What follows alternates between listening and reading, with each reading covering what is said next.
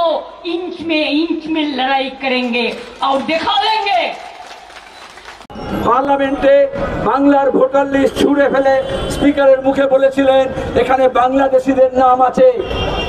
পথ নেই। মমতা ব্যানার্জি যেরকম 2021 সালে হুজুগ তুলেছিলেন বাংলার মেয়েকে চায়, অ্যাকচুয়ালি কোনো জায়গা থেকে কোনো হিন্দু বাঙালি যারা আছেন, যারা অন্য রাজ্যে গিয়ে পশ্চিমবাংলা থেকে কাজ করছেন, তাদেরকে কোনো ডিস্টার্ব করা হচ্ছে না।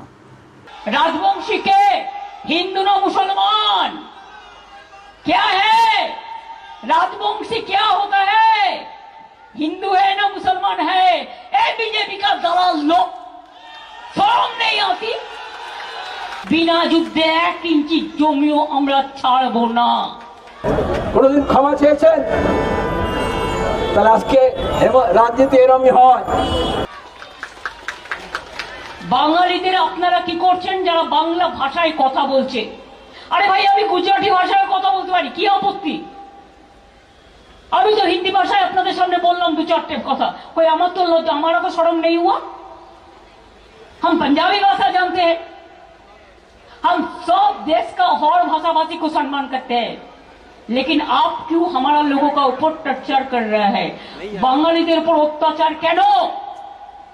কেউ কাজ করলে তাকে হঠাৎ আপনি অ্যারেস্ট করে নিয়ে চলে যাচ্ছেন, সে ডকুমেন্ট দেখানোর পরেও আপনারা জেলে নিয়ে যাচ্ছেন তার বয়স্ক মাকে, তার স্ত্রীকে, তার বাচ্চাগুলোকে। কি অপরাধ করেছে তারা বাংলা ভাষায় কথা বলেছে।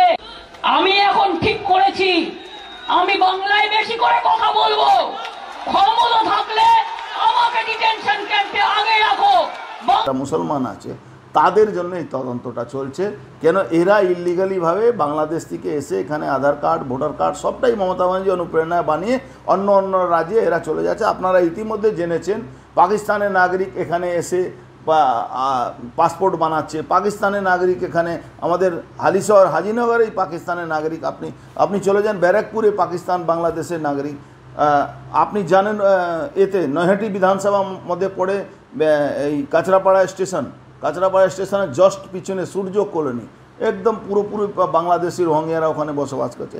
তো হেমন্ত বিশ্ব শর্মা এখন বলছে কিন্তু 78-এ মঙ্গলদৈ উপনির্বাচনে আসামে আজকের প্রজন্ম জানে না, প্রথম আওয়াজ তোলা হয়েছিল উপনির্বাচন করতে দেব না, কারণ এই ভোটার লিস্টে বাংলাদেশি নাম আছে। বাংলা ভাষায় কথা বলার লোকেদের আগে হিন্দি ভাষীদের রাখলেও আমি করব।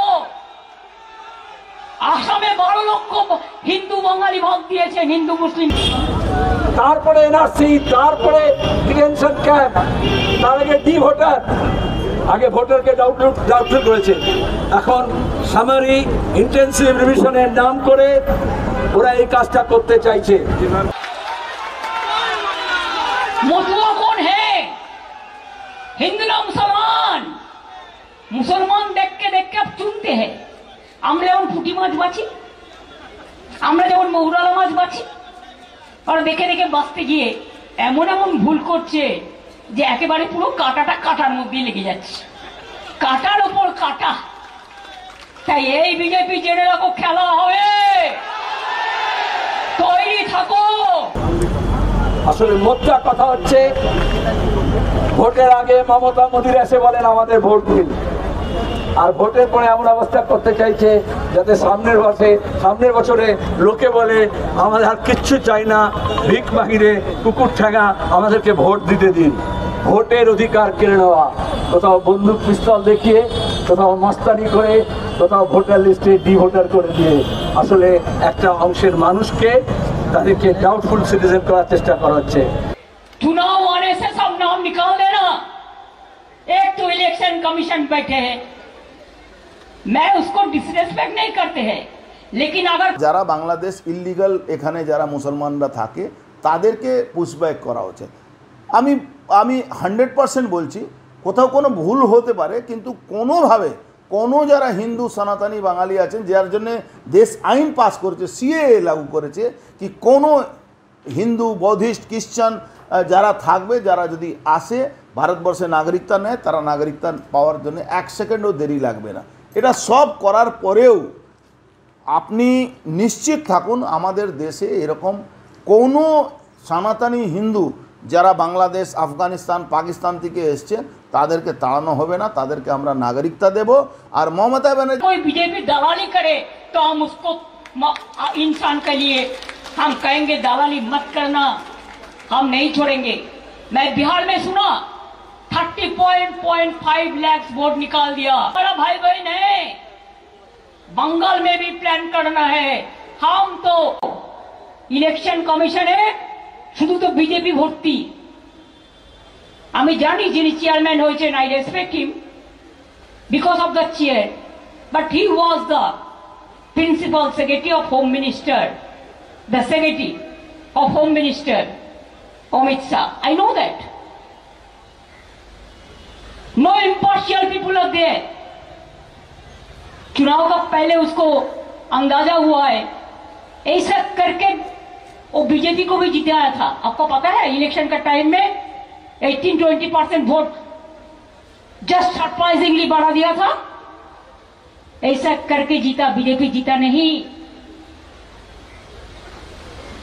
तब भी सिंगल मेजोरिटी नहीं है,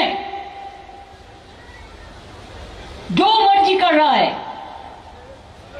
আমি পরিষ্কার আপনাদের বলে দিচ্ছি, বাংলার লোকেদের ডিটেনশন ক্যাম্পে রাখলে আগামী দিন বাংলার মানুষও কিন্তু বিজেপিকে পলিটিক্যাল নয়, ইলেকশনে লড়ে ডিটেনশন ক্যাম্পে রাখবে রাজনৈতিকভাবে। সংকুচিত করা হচ্ছে অধিকারকে। এই অধিকার সংকোচনের বিরুদ্ধে বামপন্থীরা লড়াই করেছে, লড়াই করবে। বামপন্থী মানে 9 জুলাই গোটা দেশের 25 কোটি মানুষ, শ্রমজীবী মানুষ, খেটে খাওয়া মানুষ, ছোট দোকানদার, ব্যবসায়ী, কৃষক, শ্রমিক একসঙ্গে উঠে দাঁড়িয়ে প্রতিবাদ করেছে। আর দক্ষিণপন্থী মানে হচ্ছে বাঙালি, বিহারি, হিন্দু, মুসলমান, জগন্নাথ, রাম, এই নামে ভাগ করে দেওয়া, টুকরো করে দেওয়া। আপনাদের ঠিক করতে হবে, আমরা যদি একসঙ্গে থাকি কারোর বাপের হিম্মত হবে না কোনো একজন বাংলাভাষী মানুষকে এদেশ থেকে বিতরণ করতে পারে। আর আমরা যদি ভাগ হয়ে যাই তাহলে সেই ভাগাভাগির মধ্যে দাঁড়িয়ে তাদের সুযোগ পেয়ে যাবে। এই সুযোগ পেয়েছে আসামে, এই সুযোগ পেয়েছে দেশে, এই সুযোগ পেয়েছে বাংলায়। সেই সুযোগ থেকে আমরা আমাদের অধিকার না হারিয়ে ওদের এই সুযোগ আমাদের কেড়ে নিতে হবে। যে আমাকে দাঁড়িয়ে বলবে আমার ভাষার ভিত্তিতে, আমার পোশাকের ভিত্তিতে, আমার খোরাকের ভিত্তিতে কাগজ দেখাও। যে মোদি, যে মমতা নিজের ডিগ্রির কাগজ দেখাতে পারে না, তারা এখন আমাদেরকে ভোটার লিস্টে নাম রাখার জন্য আমাদের কাছ থেকে কাগজ চাইছে। আমাদের প্রতিবাদ চলবে, এটা শুরু হলো, এই লড়াই লড়বো এবং আমরা এই সমস্ত বেআইনি কার্যকলাপকে বন্ধ করা, অসাংবাদিক কার্যকলাপকে বন্ধ করা এবং আসামের মুখ্যমন্ত্রীকে ক্ষমা চাইতে হবে। ক্ষমা চাইতে হবে বিজেপিকে, তার মুখ্যমন্ত্রীরা করেছে। ততদিন পর্যন্ত আন্দোলন আমাদের চলবে। ধন্যবাদ। এইসব আইপ্যাককে দিয়ে এইসব নাটক করাচ্ছে। আর একটা চ্যানেল আছে, ওই চ্যানেল দিন রাত এটা বাজাচ্ছে। ওই চ্যানেল আসলে ওই 26,000 এসএসসি টিচারের মামলাটাকে একটু ধূলিসাৎ করার জন্য এইসব নটঙ্কি হচ্ছে। কিন্তু বাংলার বাঙালি সনাতনী হিন্দু বুঝে গেছে, সনাতনী হিন্দুদের জন্য ভারতবর্ষ সবসময় সিএ কানুন এই জন্য লাগু করা হয়েছে, তাদের কোনো সমস্যা নেই। আর নিশ্চিতভাবে ইললিগাল মুসলমান যারা পাকিস্তান, বাংলাদেশ, অন্য দেশ থেকে এসছে তাদেরকে এখান থেকে যেতে হবে, যেতে হবে, যেতে হবে। রাষ্ট্রবাদী কোনো মুসলমান যারা ইন্ডিয়াতে থাকে, তার বাপ দাদা ঠাকুরদা এখানে আছে, তাদের জন্য কোনো সমস্যা নেই। একসঙ্গে মমতা অভিষেক রাস্তায় চালাকিটাকে নজরে রাখবেন আর বুক দিয়ে লড়াই করবেন। তার কারণ আগামী দিন বাংলা দখল করার পরে, বাংলা আমাদের দখলে আছে, থাকবে। আগামী দিন দিল্লি দখলও আমরা করব, সবাইকে সাথে নিয়ে। এটা মাথায় রাখবেন।